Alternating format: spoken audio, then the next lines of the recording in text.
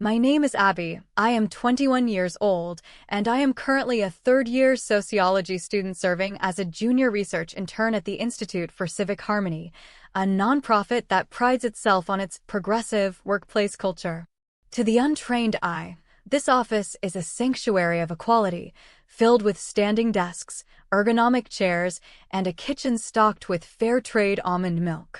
To me, however, it is a laboratory, a petri dish where I observe the microscopic movements of the patriarchy and the relentless extraction of emotional labor. My life is not lived, it is audited.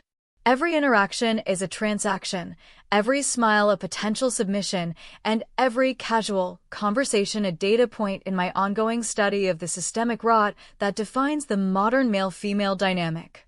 The announcement came on a Tuesday morning, delivered via an all-staff email with a subject line that made my skin crawl: mandatory fun, team-building extravaganza. The sender was Arthur Henderson, the director of operations. Arthur is a man who thinks his lack of a tie makes him an ally. He wears expensive sneakers to the office and uses words like synergy and vibe to mask the fact that he is the ultimate arbiter of a hierarchy he pretends doesn't exist. The email informed us that, in order to celebrate our recent wins, the entire staff was required to attend an evening of bowling and interactive dining at a venue called the Strike Zone this Friday, starting at 6 p.m. I stared at the screen, my fingers hovering over the keys. I immediately began calculating the emotional labor cost. Friday night is my time I use to decompress from the intellectual fatigue of navigating a world designed to ignore my agency. By mandating fun, Arthur wasn't just asking for my time, he was colonizing my private life. He was demanding that I perform a specific version of myself, the team player, the cheerful intern, under the guise of benevolence. It was a classic display of benevolent sexism, the assumption that because he was providing a treat, we owed him our presence and our enthusiasm. "Are you going?" Sarah asked, leaning over the Lowition of our shared cubicle. Sarah is 24, a full-time program coordinator, and, unfortunately, a primary victim of internalized compliance. She smiles too much. She apologizes for things that aren't her fault. She is the human equivalent of a live, laugh, love sign. "I don't see that I have a choice, Sarah," I replied, my voice flat, devoid of the performative lilt she expected. The email says mandatory. It's a fascinating linguistic choice, don't you think? To pair a word signifying coercion with a word signifying enjoyment. It's the neoliberal paradox in a nutshell. You are forced to be happy for the sake of the institution's metrics. Sarah blinked, her smile faltering. "I mean, it's just bowling, Abby. And free pizza." "There is no such thing as free pizza, Sarah," I said, turning back to my monitor. "The pizza is a bribe. We pay for it with our silence, our compliance, and the 3 hours of our lives we will never get back. We are the product being sold to the board of directors as high morale." I spent the rest of the day observing the office's reaction. The men, Marcus, Julian, and David, were already discussing their bowling averages. They saw the event as a literal playground, an opportunity to project physical dominance in a non-threatening environment. They didn't consider the childcare arrangements the women were frantically making over the phone.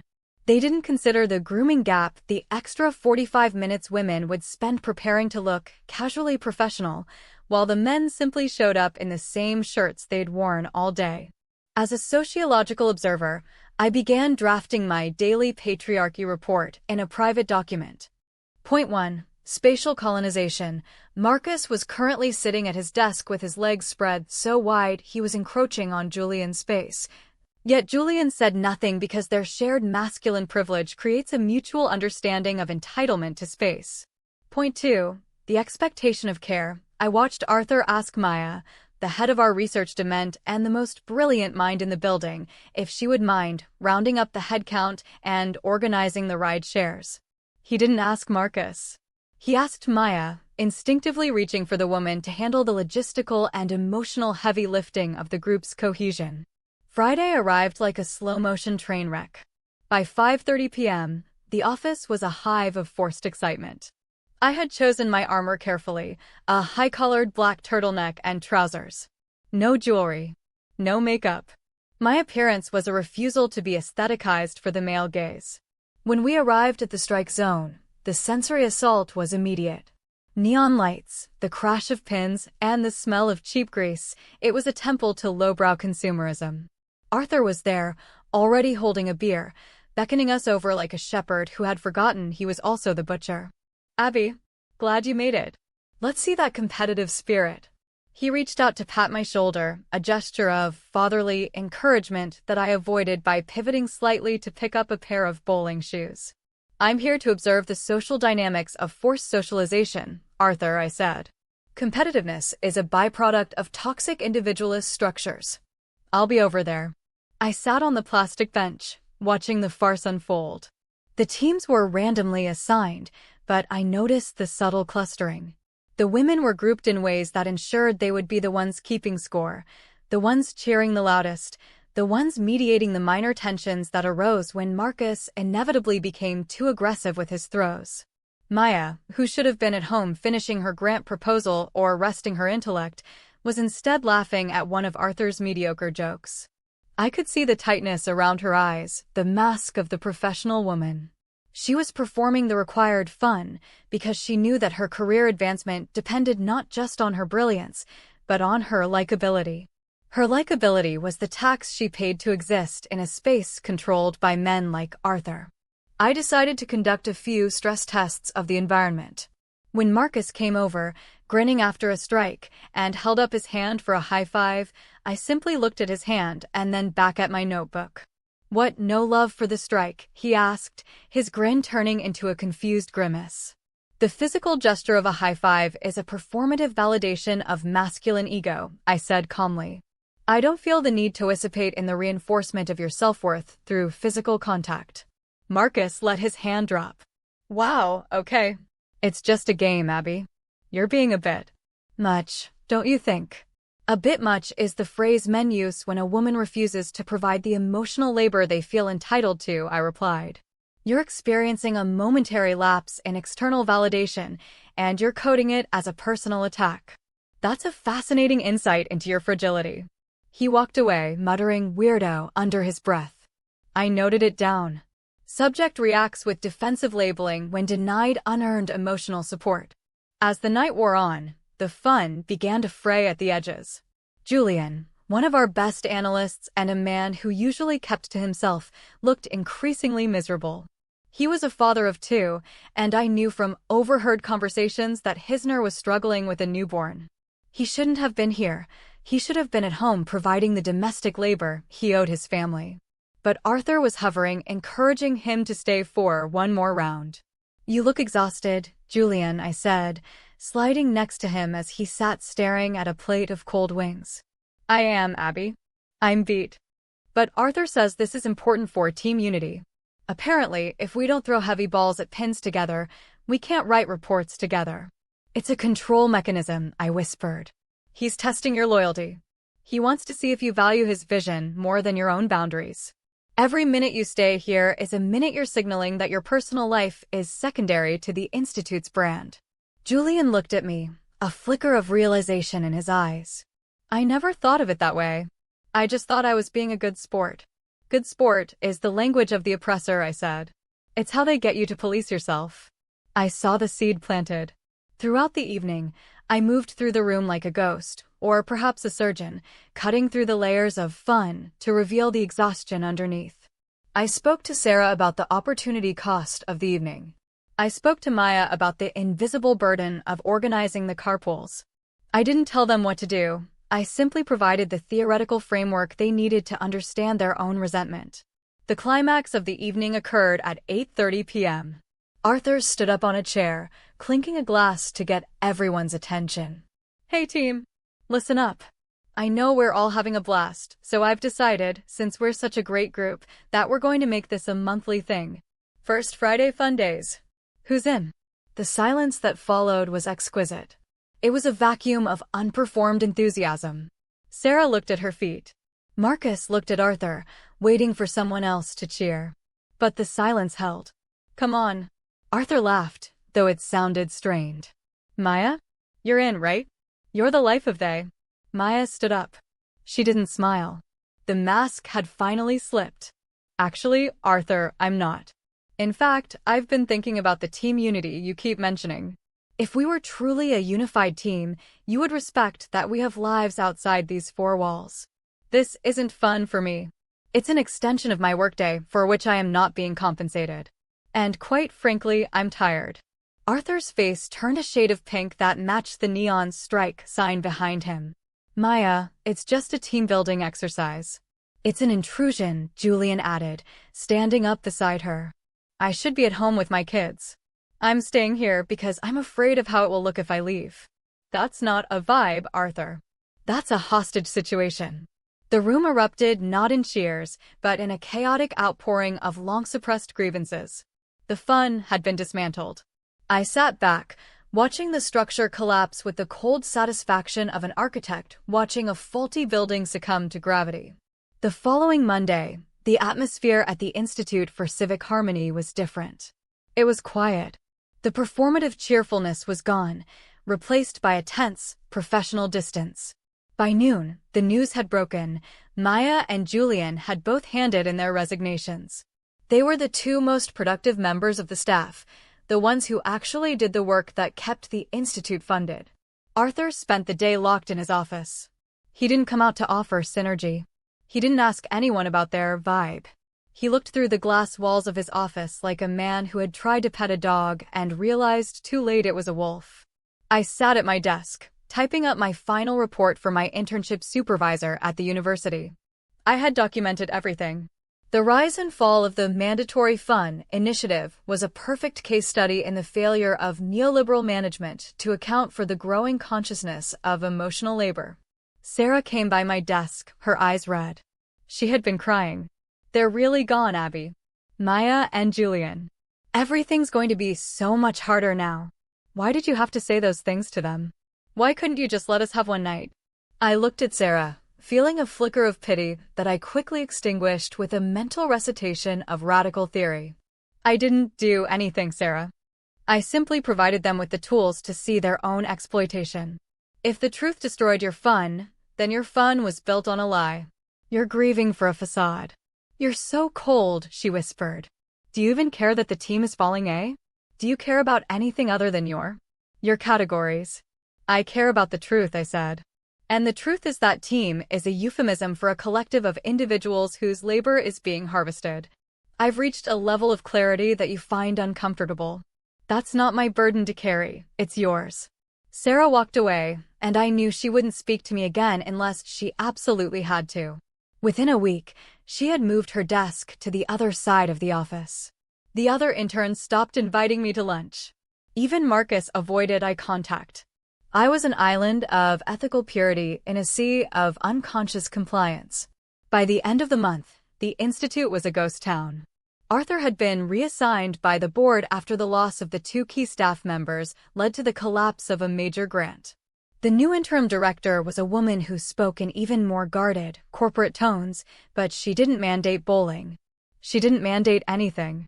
She was a vacuum of leadership, terrified of triggering another emancipation event. I sat in my ament on a Friday night, the glow of my laptop the only light in the room.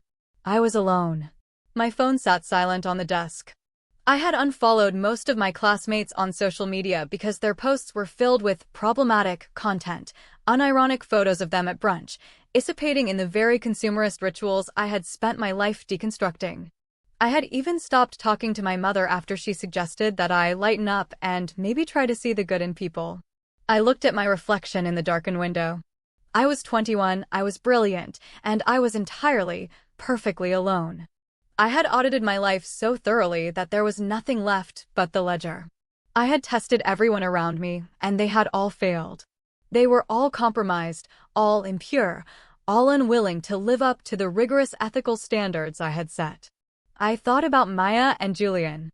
They had escaped Arthur, yes, but they hadn't escaped the system.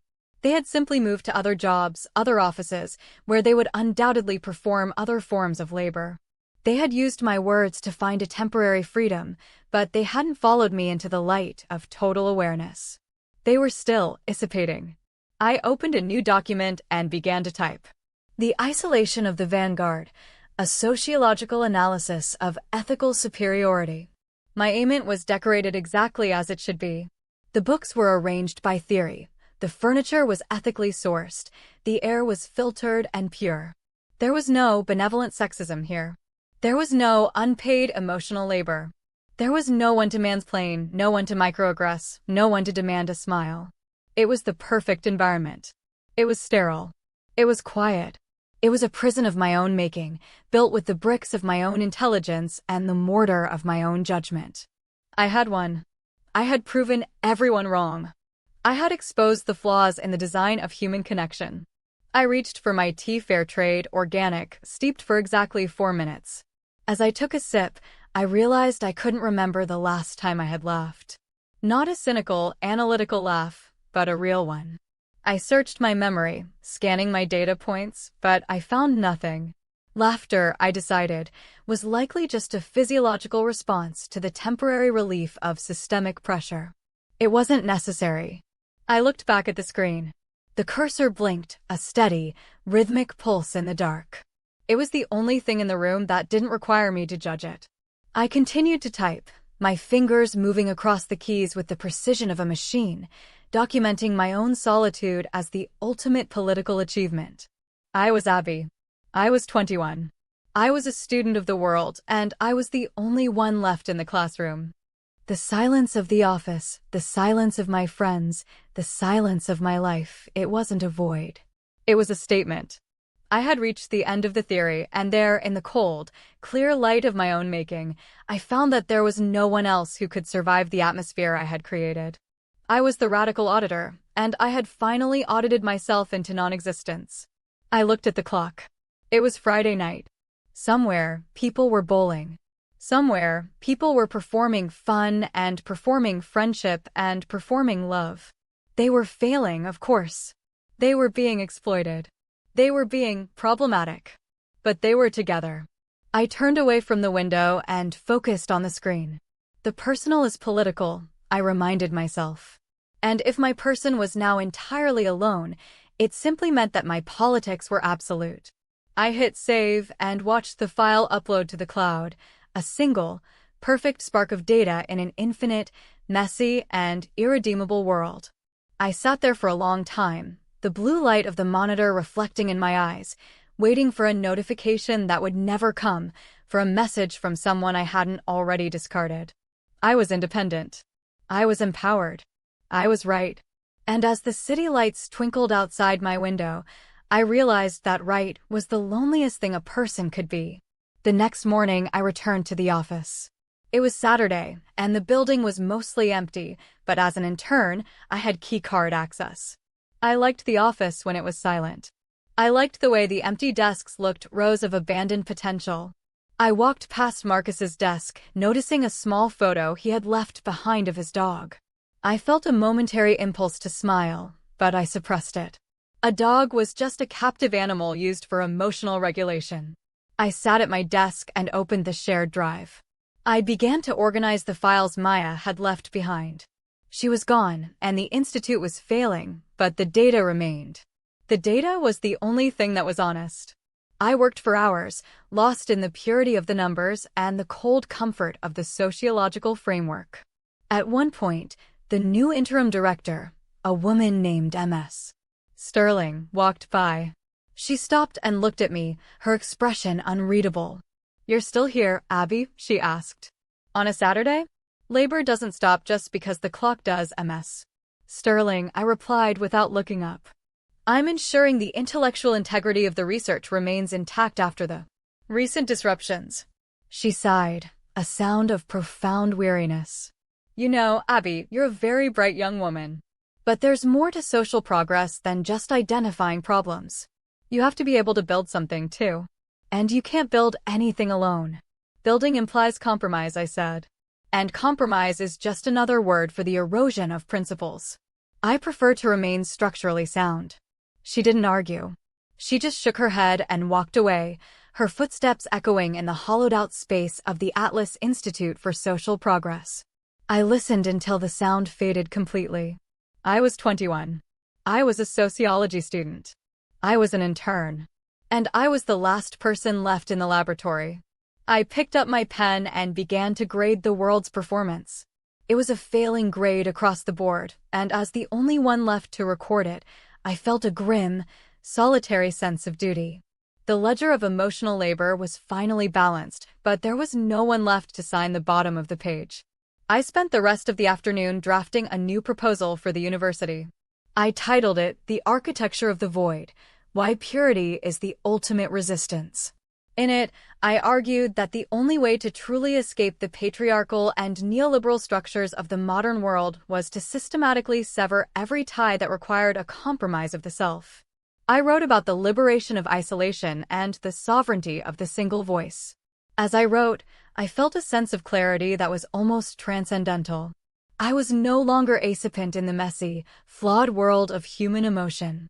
I was an observer, elevated above the fray by the sheer weight of my own intellectual rigor.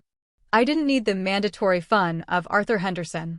I didn't need the performative friendship of Sarah. I didn't even need the brilliance of Maya. I was the only data point that mattered.